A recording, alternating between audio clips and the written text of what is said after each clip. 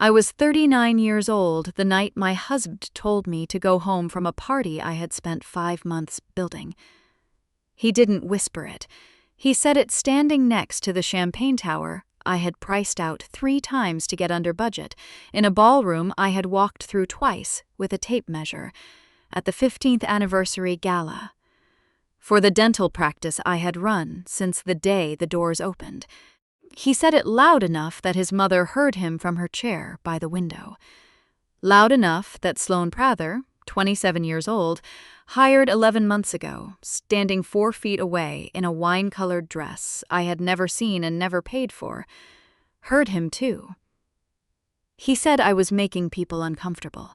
He said I'd been standing in one spot all night like a chaperone. Then he said it again, flatter the second time, the way you repeat something to a child who didn't move fast enough. Go home, Corinne. What Damon didn't know was that I had already found the leasing deposit on our credit card. I had already found the account at Palmetto Trust. I had already read the text where he told her he'd handle the Corinne thing once the gala was over. And what he really didn't know, what he had never once bothered to know in 16 years, was that every single vendor in that ballroom, the hotel, the band, the photographer, the late bar, the valet, ran on autopay through an account that only I could authorize. I said okay.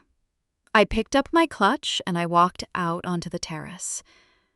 He went back to his guests. He thought he'd won something.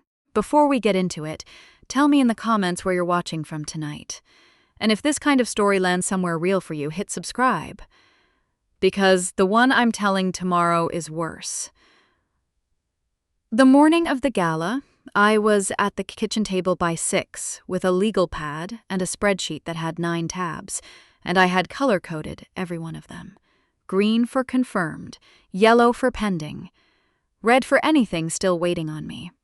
There was almost nothing in red anymore, which is exactly how I like a Saturday. I'd made coffee. Mine was going cold beside the laptop, because that's what happens when you're the kind of person who works while the coffee is still too hot to drink. The hotel needed the final head count by 10. The band needed the timeline for the toast. The photographer had emailed at 11:40 the night before asking whether he could set up in the corridor, and I had answered him at 11:44 because I answer people. Down the hall I heard the electric razor start. Stop. Start again. Corinne, did you pick up the navy suit? Garment, bag, I called back. Behind your winter coats. Applause. Got it. I went back to the spreadsheet. I clicked over to the guest tab and scrolled the 120 names, checking the column I'd made for dietary notes. Eugenia Bell, my mother-in-law, 71, flagged in yellow. Low sodium, no shellfish. Confirmed with the banquet captain on the 11th. Damon came out of the bedroom, fixing his cuffs. He looked good. He'd been looking good for a while. Better than he had at 40. Better than he had the year we bought the house. He'd lost weight without mentioning a diet. He was getting his beard shaped now, every other Thursday. Big night, he said. Big night. He came around behind me and kissed the top of my head, and I caught a smell I didn't recognize. Something sharp underneath, cedar and pepper. New cologne? Sample, he said. One of the reps left a whole box. He drank his coffee standing up, looking at his phone, and when he was done, he set the mug in the sink without rinsing it. He always did that. 16 years. I never once got him to run water in a cup. I noticed it that morning the way you notice a stone in your shoe. Small, constant, not worth the trouble of stopping. Cardinal's sending Grant Peavy tonight, he said. So it's a business night. He was still looking at his phone. Just be aware of that. He picked up his gym bag and left through the garage. I sat down. Then I rinsed his mug. I sat back down and pulled up the joint credit card because I needed the last 4 digits from the hotel deposit to match against the contract before I authorized the balance. $9,200 had already gone out for the room and the plate had scrolled. Gas? groceries, Amara's orthodontist, the florist, the dry cleaner, and then sitting between a hardware store run and a charge from the pharmacy, dated March 14th. Ridge G-P-L-E SEECD 1275I looked at it. Then I looked at the date again. Ridgefield Commons is a leasing office off Tyvola. New buildings, gray plank floors, gym on the second level. I'd driven past it maybe 400 times. March 14th was the weekend. Damon told me he was going to Greensboro for the implant seminar. I set my coffee down. I didn't say anything out loud because there was nobody to say it to, and because the words hadn't formed yet. I opened a new tab and typed the name of the leasing office and looked at their photo gallery, at the little courtyard, the grill station, the pool that wasn't heated. Then I closed the laptop because the caterer was calling about the vegetarian count. That's the part people don't understand about a day like that. The day doesn't stop. The head count is still due at 10. He was at the office until 4. I know because I run his calendar. At 4:15, I went into the guest room closet where we keep the plastic bin of dead electronics, and I dug down past a Wii and a tangle of chargers and pulled out the old iPad. The first one, the one we bought when Amara was in 2nd grade and used to watch cooking videos with me on Sunday mornings. Cracked in the corner. Hadn't been touched in 2 years. It took a minute to wake up. I still knew the passcode. So did he. That was the point. He'd never changed a passcode in his life, and he had never once turned off iCloud on a device he stopped using. Everything was still coming in, his messages, his notes, his photos, all of it feeding into a dead tablet, in a plastic bin like water into a bathtub with no one home. Sloane's thread was near the top. I want to be honest about something, because I think there's a version of this story where I sound very calm and very brave, and that version is a lie. When I opened that thread, my hands were not steady. I sat down on the edge of the guest bed, because my legs made a decision without me. The messages went back 9 months. The first ones were nothing. Great job with Mr. Dorsey today. Thanks for staying late. Then they were something. The way a match becomes a house. I read all of it, slowly. I made myself. She called him Doc when she was teasing him, which told me a great deal about both of them. The one that stopped me was 8 days old. When are you going to actually do something? She'd written. I'm not spending another year like this. And he wrote back, after the gala. I'll handle the Corinne thing after the gala. Just let me get through it. The Corinne thing. I sat there in the guest room with my daughter's old cooking show iPad in my lap, and I thought about the 9 tabs and the yellow flag on his mother's dietary restrictions, and the champagne tower and the 5 months, and the fact that I had personally approved the gold lettering on a banner that said 15 years of Bell Family Dentistry. I was not a wife. I was an item on a to-do list, sitting under the gala, waiting to be handled. I put the iPad in my work bag. I took a shower, I put on the black dress and the earrings my grandmother left me, and I drove to the Rosalind with my husband in the passenger seat, and he talked the whole way about Grant Peavy and Cardinal Dental Partners, and what a second location would mean. And I said, at the right places, and my hands were fine on the wheel. Completely fine. The ballroom looked exactly the way I'd drawn it on a napkin in February, amber uplighting along the columns. Round tables with charcoal linens because white shows everything, and I'd learned that at the office Christmas party in 2018. The Blue Line 4 playing something easy near the dance floor while people were still eating. A cake table by the entrance with a 3-tier lemon and blackberry, which is Damon's favorite, and which I had tasted at 8 in the morning in a bakery on East Boulevard, alone, on a Tuesday. 120 people. Damon knew all of them.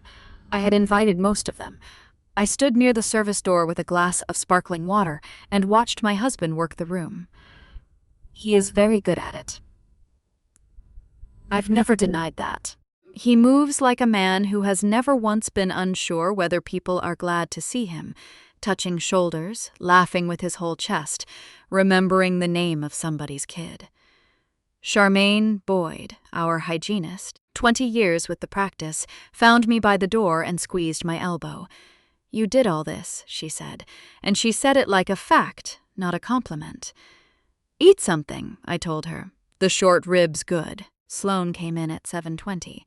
She was younger in person than she was on the staff page, which is a strange thing to say about someone I saw every week. But she had never looked at me before. That night, she looked at me. She wore a wine-colored dress and had her hair down, and she introduced herself to the couple nearest the door as someone from Damon's office, which was true in the way a lit fuse is technically string. He saw her from across the room, and his face changed for less than a second. Then the smile came back and he crossed to her and shook her hand and laughed at something and put 2 fingers briefly on her arm. I had not assigned anyone to table 9. She was sitting at table 9. I did not move my face at all. By 8:40 the toasts were done and the room was warm and loose. People were dancing. The younger staff had colonized the bar. Eugenia was at a high top by the windows in the plum jacket she and I had picked out together in March, talking to a woman from her church. I was near the cake table because someone had to tell the photographer when we were cutting, and someone had to make sure the banquet captain had the boxes for leftovers, and nobody else in that room was thinking about a single logistical thing, and that is not a complaint. That is just a job description. Damon appeared at my shoulder, 2 glasses of champagne in him, generous with himself. "Can I talk to you?" He steered me a half step toward the wall which he must have thought was private. It was not. The bar was 3 feet away, and 2 of his associates were standing at it. His mother's high top was maybe 6 feet to my left. "You've been standing in one spot all night," he said. "I've been watching the room. Grant's been here 2 hours, and you haven't said a word to him. You're making you both at the door. You're making people uncomfortable, Corinne." He said it low, but not low enough. "Everybody can feel you watching." I looked at him. His eyes went for a quarter second toward table 9. I don't think he knew I caught it.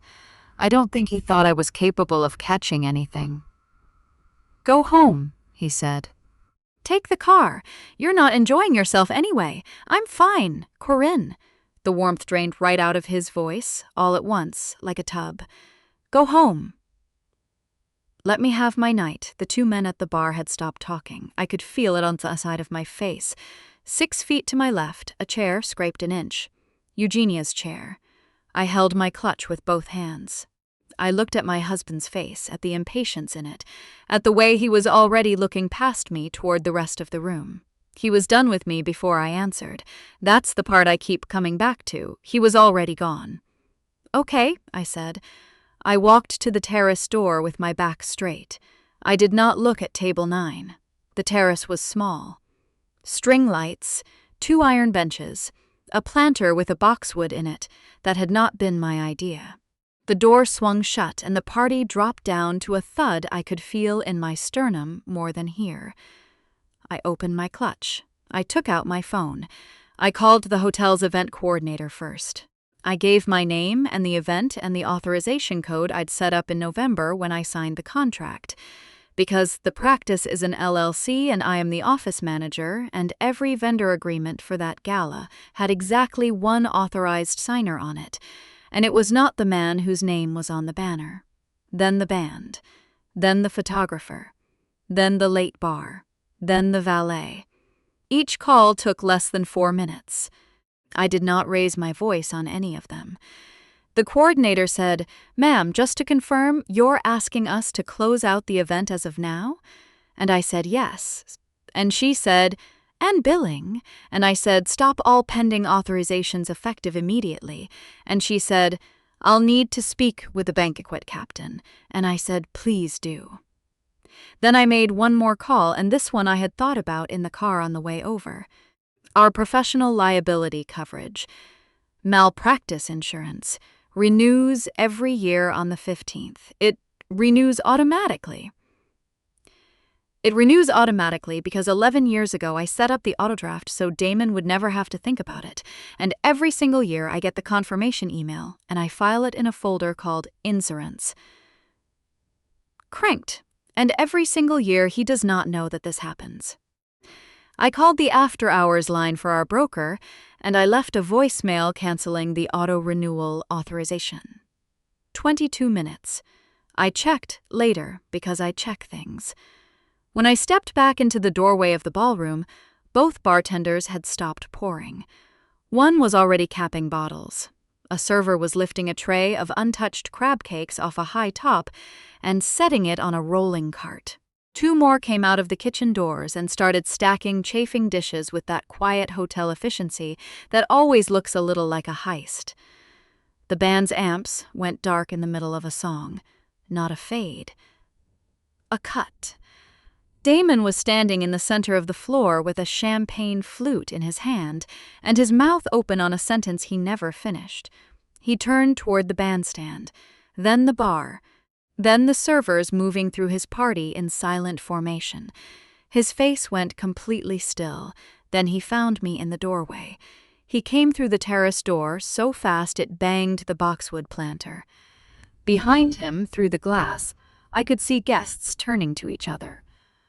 Somebody laughed the way people laugh when they're not sure yet.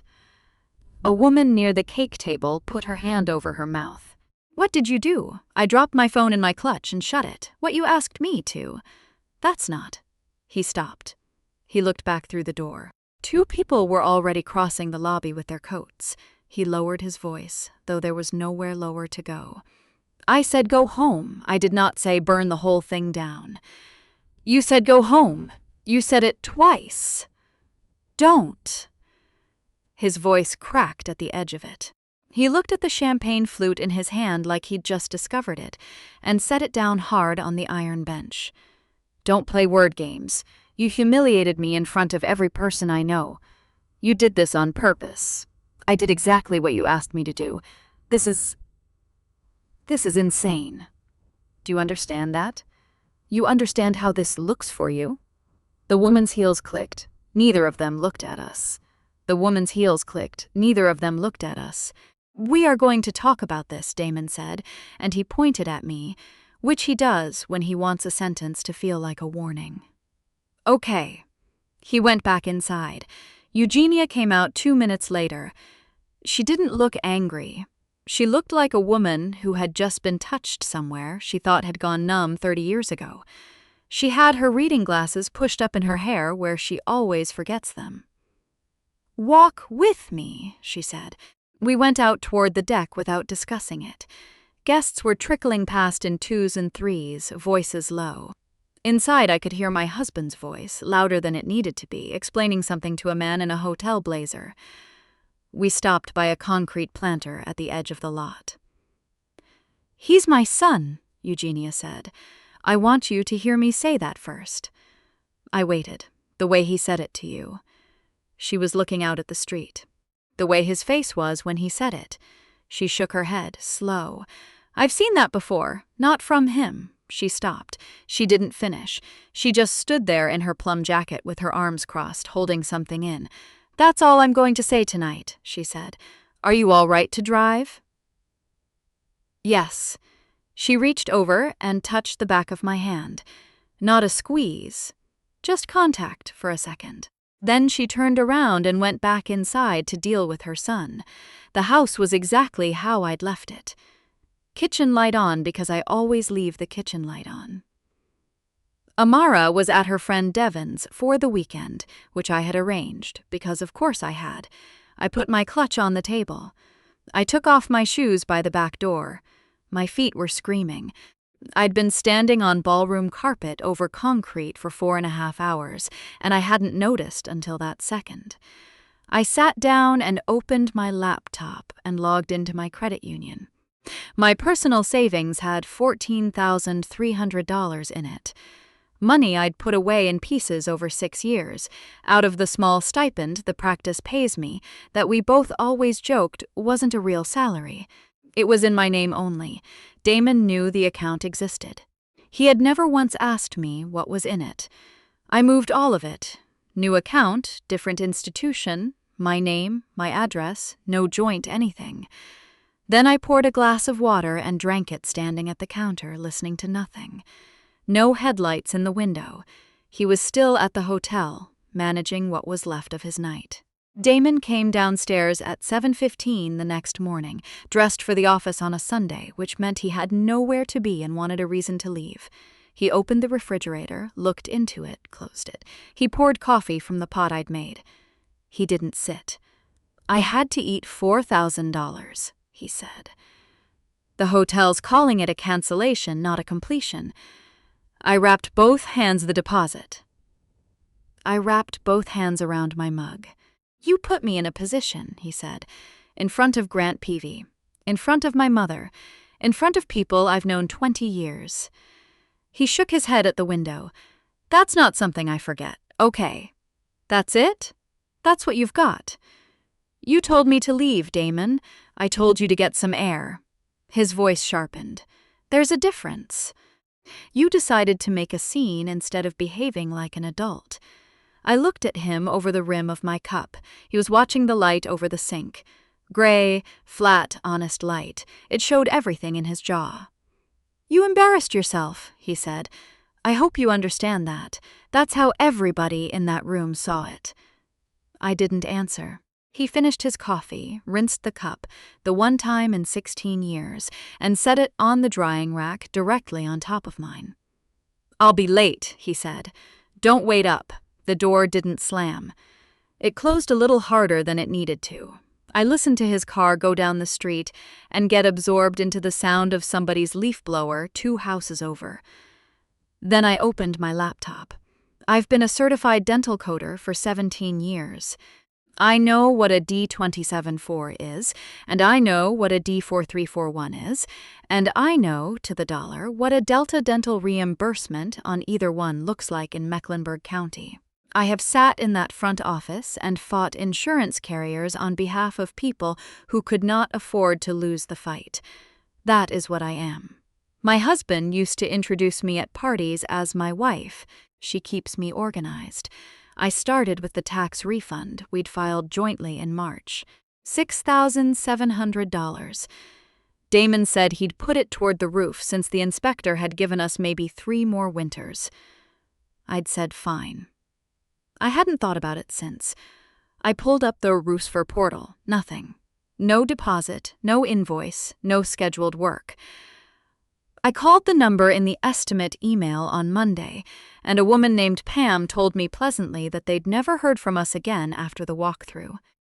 I went to the joint checking and filtered for March. The refund landed on the 19th. On the 28th, $6,500 moved out in a single transfer. I clicked through to the transfer record, and I recognized the account number, because I'd already seen it on that iPad, in a photograph of a bank statement he'd taken so he could send it to himself, and which had synced obediently into a plastic bin in my guest room closet. Palmetto Trust. Opened 14 months ago. His name only. I pulled that history. The deposits were regular and small. 400, 700, 400, landing every other week 2 days before his practice draw hit our joint account. He'd been shaving off the top for over a year. $9,600 in pieces small enough that a person who wasn't looking wouldn't look. The purchases came out the other side.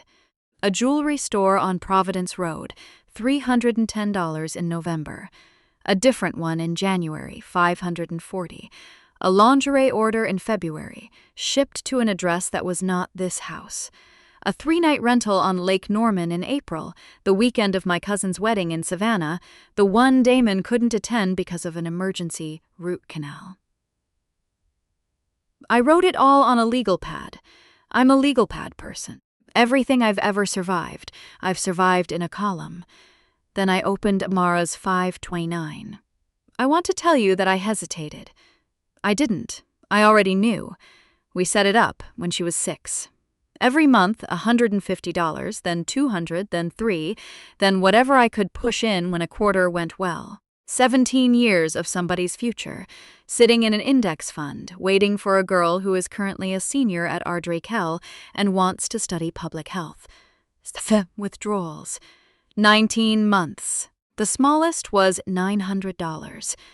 The largest was $4,200. Together, $18,600.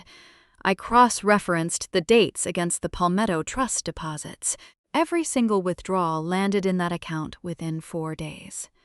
Everyone. No exceptions. I got up from the table then.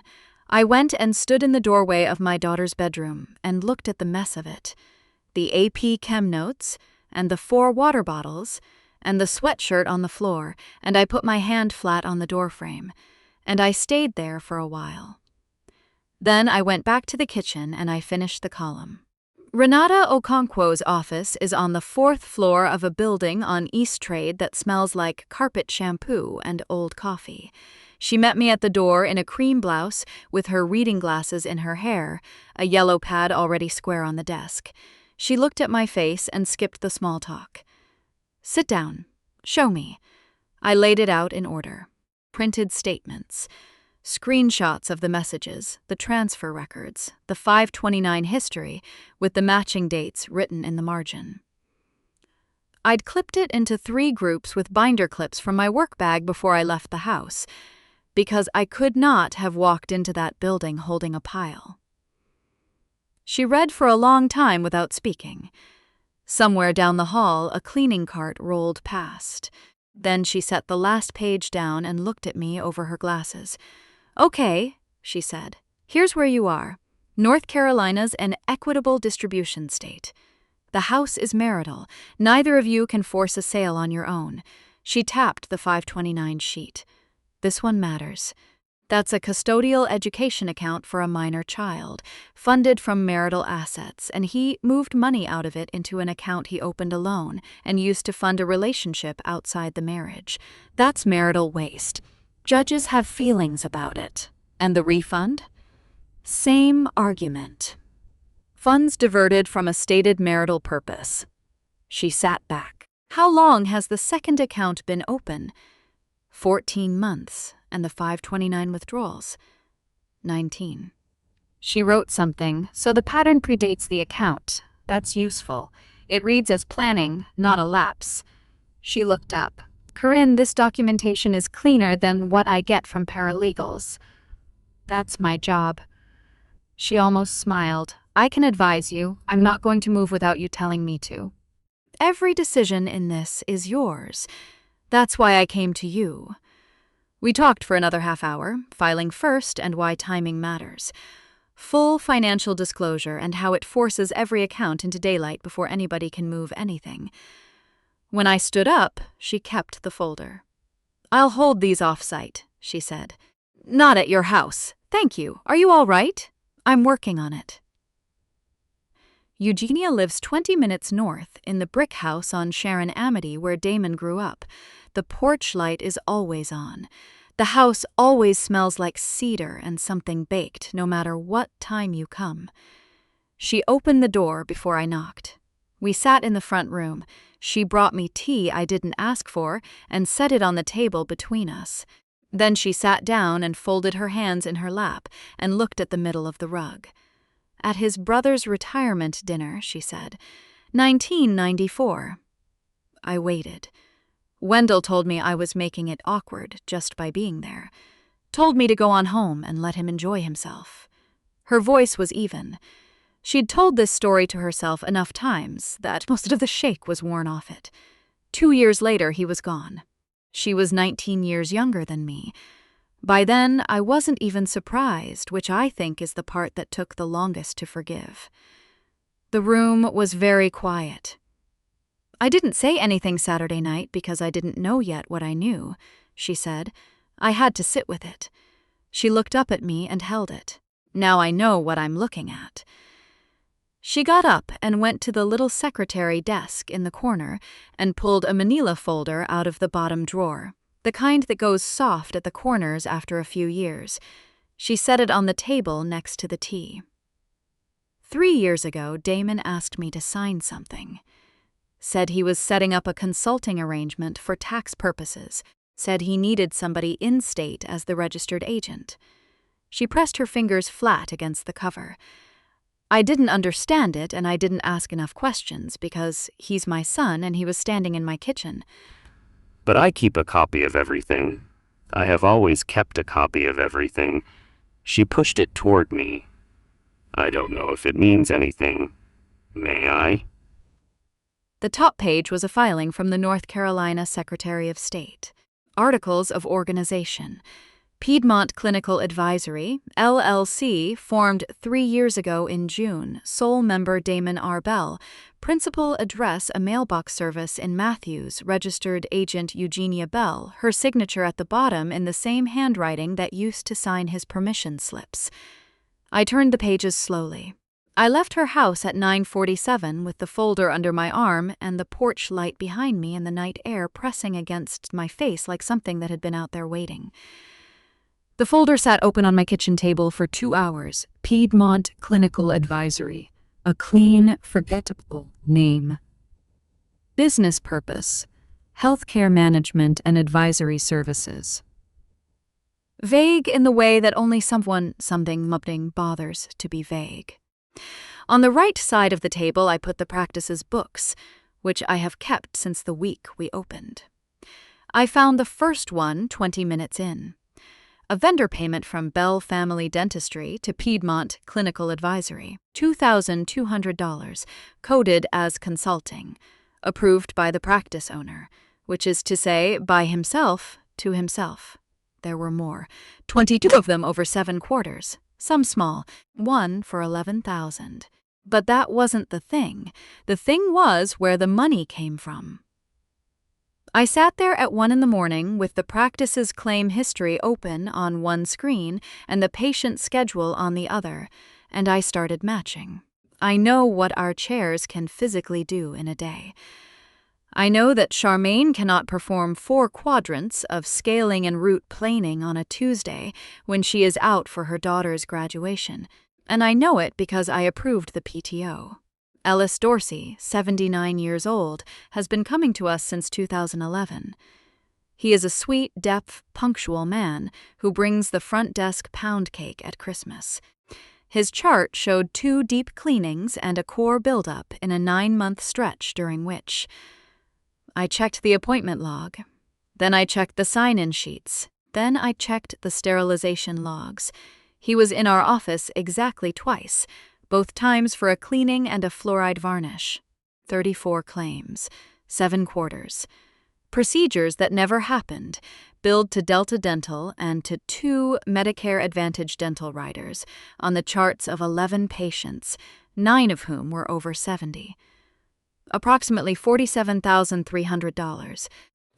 It went into the practice as revenue, and it came out of the practice as consulting fees to a company that existed only as a mailbox in Matthews, and from there it went to Palmetto Trust, and from there it bought a bracelet and a lake weekend and a security deposit at Ridgefield Commons.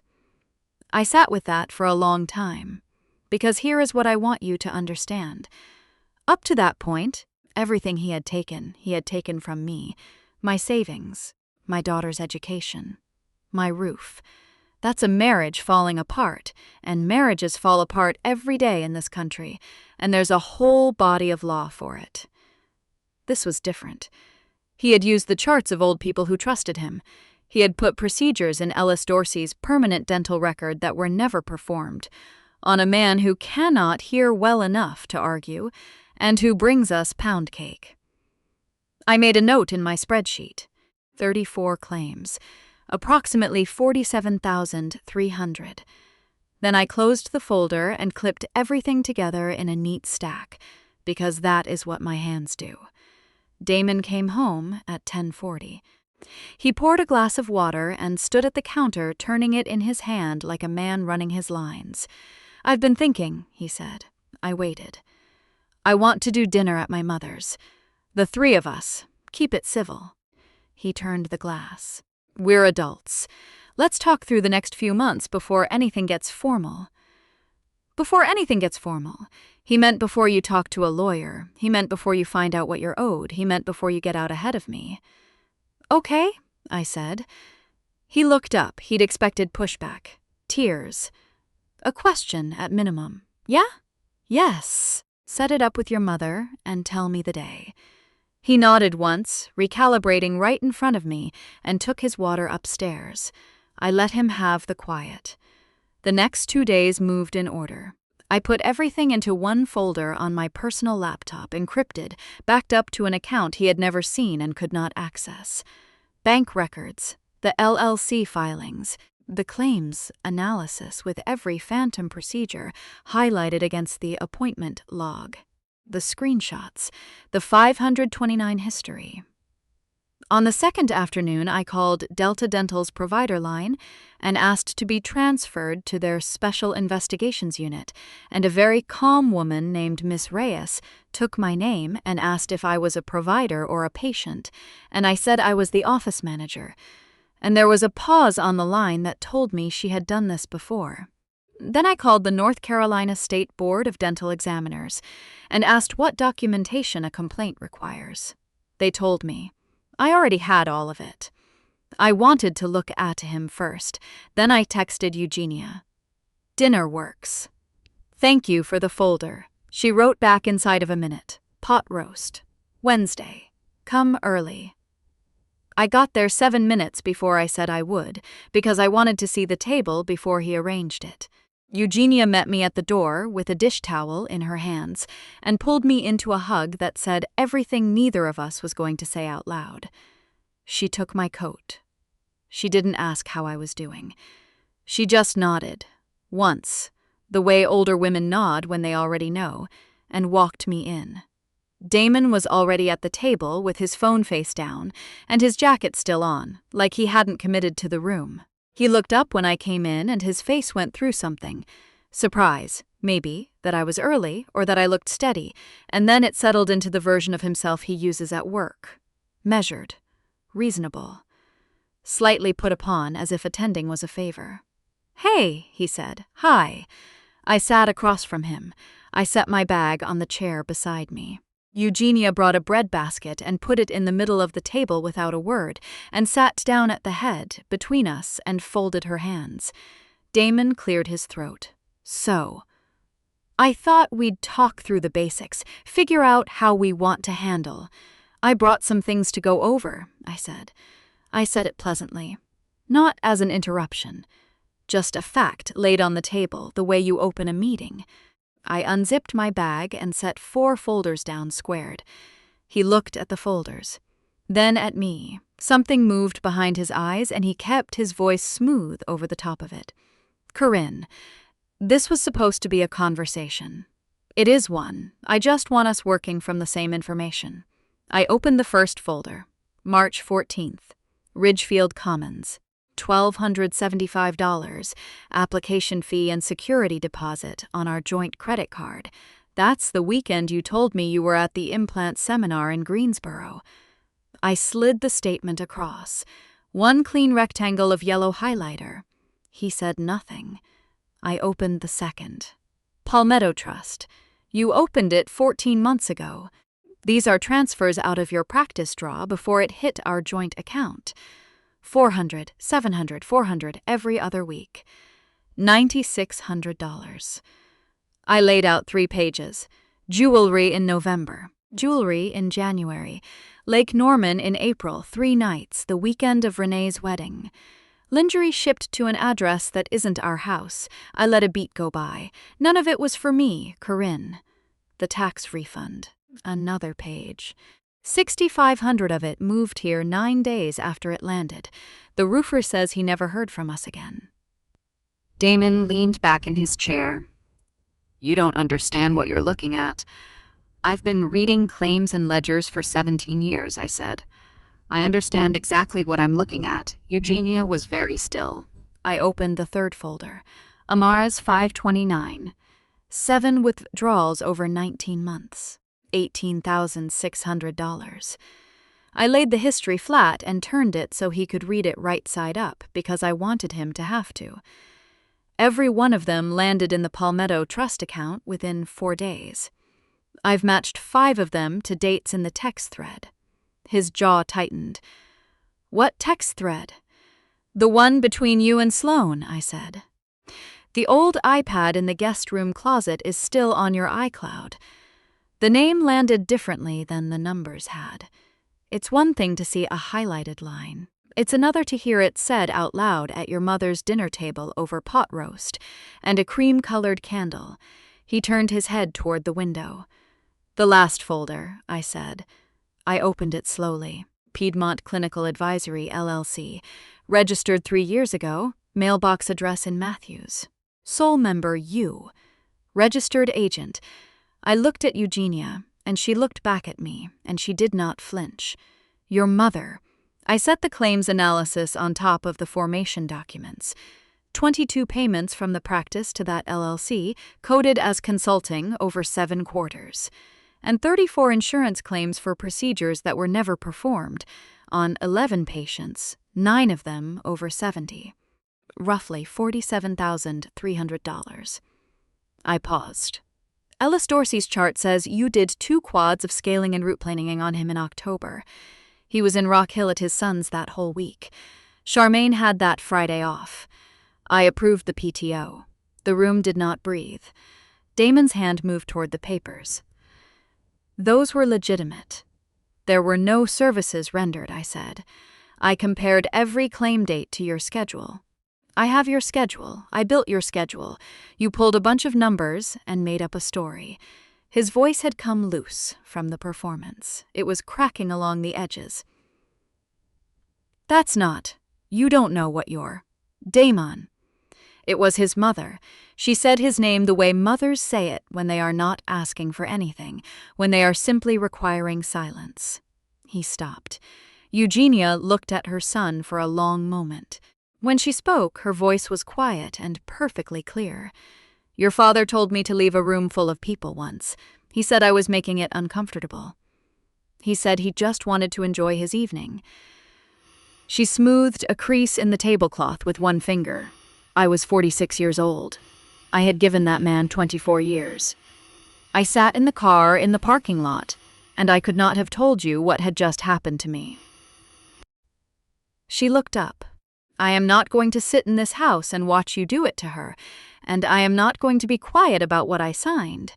Not this time. Damon stared at his mother. He opened his mouth. He closed it. I gathered the folders. I stacked them square and put them back in my bag. I wanted you to have the whole picture before Renata files, I said. It'll be a complaint for divorce with full financial disclosure. Everything on this table goes into the record. I zipped the bag. That's all I needed. He pushed back from the table. The chair barked against the hardwood, loud in that quiet house. He picked up his phone and his jacket, and he did not look at either of us on his way to the door. It opened. It closed. His car started. Then it was gone. Eugenia let out a long breath. She reached over and took a roll out of the bread basket and set it on her plate like a woman putting down something she'd been carrying up a hill for 30 years. You hungry? Something loosened very slightly behind my ribs. Yeah, I said. Actually, I am. I met Sloan on a Tuesday at a coffee shop off Park Road. I got there 40 minutes early and took the corner table with a view of the door. I was not nervous. That surprised me for about a second, and then it didn't. She came in at 9 on the dot. She scanned the room, and when she found me, something crossed her face, recognition first, then something a lot closer to dread. She came over anyway. I'll give her that. Corinne, she said, sit down. She sat. She kept her coat on. She folded her hands on the table like a student waiting to hear how bad it is. I'm not here to fight with you, I said. Not gently, exactly. Just as a fact so we could get past it. She nodded. She was deciding whether to believe me. 9 months before the gala, I said. He sent you a message about handling the Corinne thing afterward. Do you remember that one? Her jaw moved. He said he was going to tell you. Properly. He said he was going to handle it, I said. Not end it, handle it, like a scheduling conflict. I put both hands around my cup. He'd been moving money for 10 months by then. Out of my daughter's college account, he had a plan, and you were not in the room when he made it. She didn't say anything. He wasn't leaving me for you, I said. He was building himself an exit ramp. He needed somewhere soft to land after he'd already arranged everything in his favor. That's not the same thing as choosing you. I said it the way I'd explain a coding error on a claim. Calmly, without editorializing, the facts were plenty. She looked at the table. I didn't know about the money. I know. She looked up, and her eyes had that bright, recalculating shine. There's something else you should know, I said. Your initials are on 19 of those claims as the assisting staff member. You should talk to somebody who isn't him. She left 11 minutes after she got there. She never ordered anything. I finished my coffee. Then I got up and walked out into a perfectly ordinary Tuesday morning. I filed the complaint with the state board on a Thursday. Delta Dental's investigator called me back the same afternoon. I did not enjoy those phone calls. I want to be honest about that, too. There is no part of me that got a thrill out of saying Ellis Dorsey's name to a stranger with a case number. Renata filed on Monday at 8:52 in the morning. Complaint for divorce, full financial disclosure attached. Every account and transfer, and the LLC on the record before Damon had room to move what was left. His license was suspended pending investigation 11 days later. By 11 that morning, I had 2 calls. Renata's paralegal. Filed, he's been served. And a woman from the board's office, brief and professional, confirming receipt. I stood in my kitchen. The light came in flat over the sink and lay across the counter, and I set my phone down and let out a breath I had apparently been holding since March. I told Amara myself at that same table, with no folders and no columns. She listened all the way through. She's 17. She's better at silence than I was at her age. When I got to the part about the iPad, she looked at me for a second. "Mom," she said, "I've known that passcode since 9th grade." I said, "What? I used it to watch stuff after you took my phone." She pushed a crumb around with one finger. I stopped opening it about a year ago, because of what was on it. The whole room tilted. "You knew?" I didn't know what to do with it. Her chin went, just barely. "I thought if I told you, that would be the thing that broke it. And then it would be my fault. I have made a lot of mistakes in my life, and I will be paying for some of them for a while. But I want to tell you what I did next, because it is the only thing about that entire year I would not change. I did not tell her it was okay. I said, it was never yours to carry, not 1 ounce of it. And I need you to hear that from me now at 17, so that when a man tells you at 46 that you're making a room uncomfortable, you already know exactly what he's doing." She cried. I let her. Eugenia says I'm not a hugger, and she's right, and I held on to my daughter for a long time anyway. The consent order came down 8 months later. The findings were not ambiguous. The billing was documented, systematic, and it was not small. He surrendered his license, agreed to restitution, and the practice sold in a market that was, thankfully, very good to sellers. The equitable distribution went the way Renata said it would once the waste claim was in front of the mediator. The 529 was made whole with interest. Amara starts at UNC Greensboro in the fall, public health, and she has already told me she's going to change her major. And I have already told her that's fine. The sign went up on a Wednesday, not big. White letters on a dark ground, mounted flush above the glass door of a suite on Central Avenue, with 2 desks and a round table by the window. Asford Practice Trelusers Dental and Medical Office Management. I stood on the sidewalk with my keys in my hand and looked at it for a minute. Then I unlocked the door and went to work. 9 practices in the first year. Small ones, mostly, 2 or 3 chairs, run by people who are excellent at teeth and terrible at insurance. I go in and I build their systems. I clean up their coding. I show a 44-year-old periodontist in Gastonia how much money she has been leaving on the table for 6 years because nobody ever taught her, and I watch her face do the thing. Not about him. Eugenia calls on twos about him. We almost never talk about him. She calls to tell me about her tomatoes, which are a disappointment again, and to pass along the name of a woman from her church whose son just opened an endodontics practice and does not know what he's doing.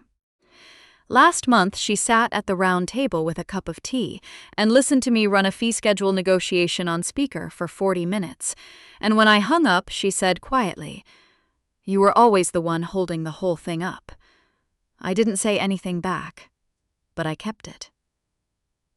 He's in an apartment in Pineville, from what I understand. He works for a dental supply distributor. It reaches me the way water finds the low place.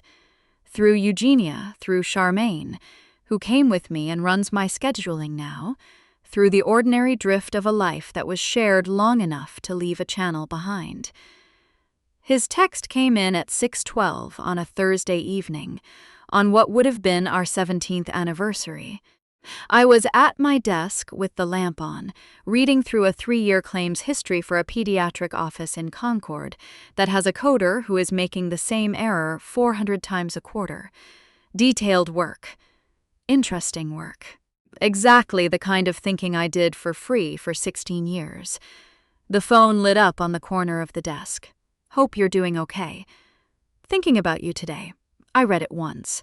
That was enough to know what it was. Not an apology. Not an explanation. A man alone, in a small apartment on a date that still means something to him, reaching for the warmth of the person who used to make his life run, and wondering whether she might still be available for it. I set the phone face down on the desk. I picked up the claim's history and kept reading, and I found the error on page 9, and I circled it. By 8, I had notes on all 3 of the accounts I'd been putting off. I closed the laptop. I put my pen beside the pad where it goes. Before I turned off the lamp, I looked at the wall calendar out of habit, the last check of the day. Next Friday was marked in red. 1 year. I'm having a few people in. Eugenia, Renata, Charmaine, Amara if she can get out of practice. Nothing elaborate. My assistant already ordered the cake, lemon and blackberry, because I still like it, and I'm not going to let him have that too. The details were handled. I handled them. I turned off the lamp. I turned off the overhead. I locked the door behind me, and the sign caught the streetlight while I walked to my car, and I did not look back at it because it will be there tomorrow.